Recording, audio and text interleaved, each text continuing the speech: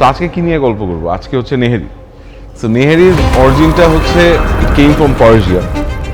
ওখানে সোলজার বা লেবাররা যেটা ছিল ওভার দ্য ডে যে মিটটা কনজিউম করছে এটাকেই রাতের বেলায় ওরা স্লো কুকড করে সকালবেলায় খেতো। It's very rich in fat, it gives you a lot of energy. And what তারকা ডাজ ইজ, আমরা জাস্ট ফ্যাটের বোনস না, আমরা এটার সাথে একটা স্পেশাল কাফের মাংস যেটাকে কেরালির মাংস বলা হয়, পাত্রটায় আমরা এটা বানাই। এটা যে তামার পাত্র, তো তামার বেস্ট পার্ট হচ্ছে যে heat saturation is perfect.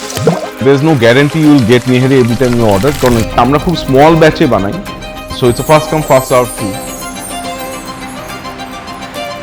So we hope everyone likes it that way. হ্যাঁ, নেহেরির তেল চুলে দিলে গরুর মতো পশম হবে, আর কি হবে দিয়ে দেখতে পারো। বাট নেহেরি ভালো হয়েছে না খারাপ হয়েছে, টেস্ট তো এক একজনের এক এক রকম হয়, এটা তো অ্যাকচুয়ালি কারোর কিছু করার নেই। বাট মাই টেক ইজ, আমরা পুরান ঢাকার যারা ছিলাম আমরা সবসময় দেখে আসছি যে নেহেরি খায় যদি হাত আঠা আঠা না করে ওই নেহেরি ভালো হয় না, এটা অসম্ভব।